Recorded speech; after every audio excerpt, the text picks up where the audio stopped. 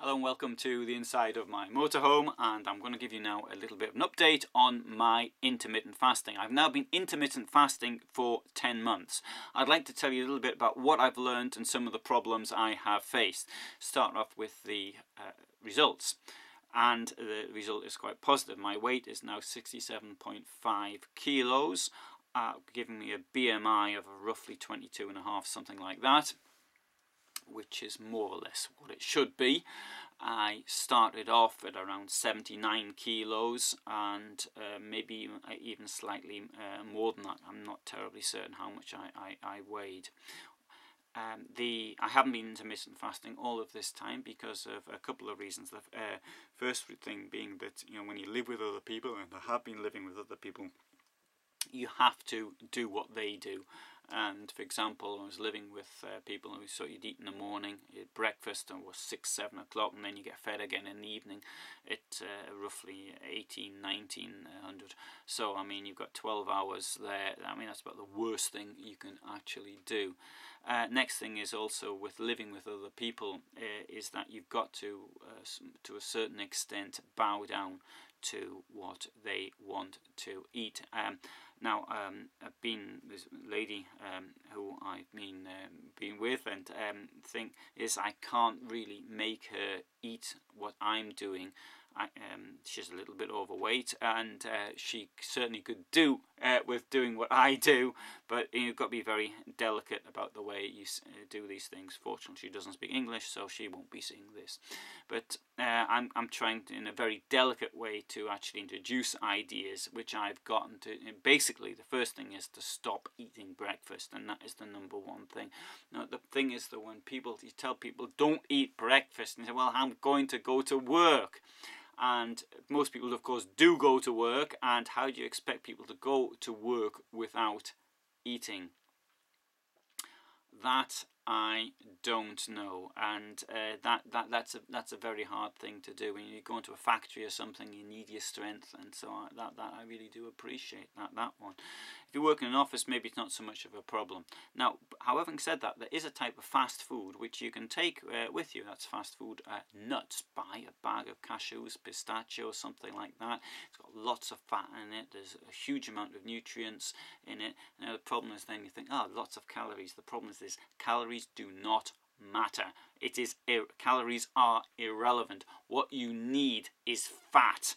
I'm not eating fat, it'll make me fat. Well, there's about as much chance of getting fat from eating fat as there is from getting green from eating vegetables. Then these are the sort of things that don't happen. Maybe you turn a clown if you eat it at McDonald's, I don't know. Well, having said that, Donald Trump has turned into a clown. He eats at McDonald's, so maybe there is some truth to that.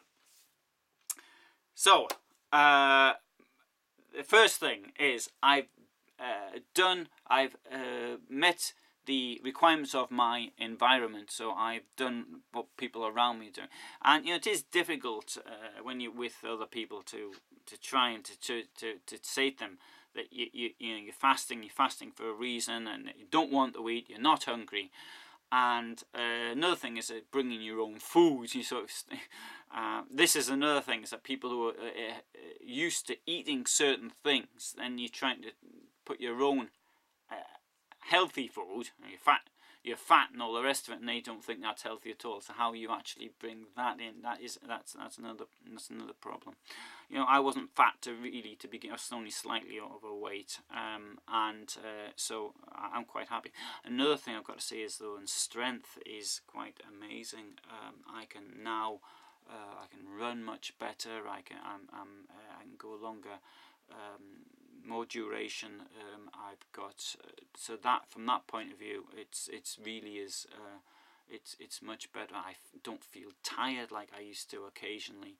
I sleep much better. So I'm very, very happy with the results of the intermittent fasting, and I suggest that all people do it. Now, I'm just about to go into Stuttgart. I'm going to have to drive there, and I might do a fast. Maybe I'll do a complete fast of a couple of days. Thing is, when you do this sort of thing, what's important is not to be hungry. And if you get hungry, then you eat.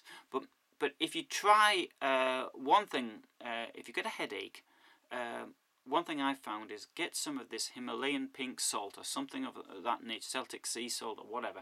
Get some salt, just take a little bit, and when you take it, it doesn't taste like salt. But the second time you do it, it'll take a bit saltier. And then when it tastes like salt and it's unpleasant, then you know you've had enough. That seems to me to be the answer. Maybe maybe it's not the case. Maybe I'm wrong, but that's the impression I get. When I fast, I take salt, and it's not salty. So I'm very happy with the results of this, and I was trying to think, well, what else can I do? There's a couple of things I'd like to do. There's this thing, but get my eyes, because my eyesight's got worse and worse and worse.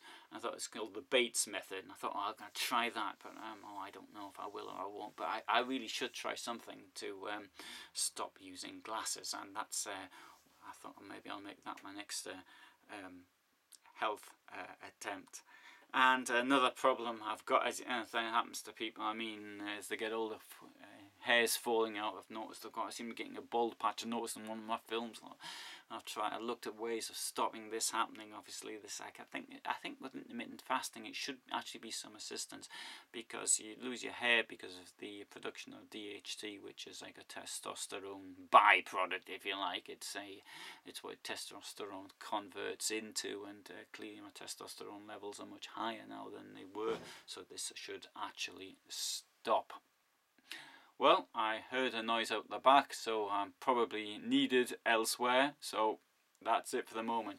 But if you're interested in intermittent fasting, I'm going to come back and discuss things. I've also got things I'm going to be putting up on nutrition more and more, particularly as far as nutrients are concerned. So, thank you.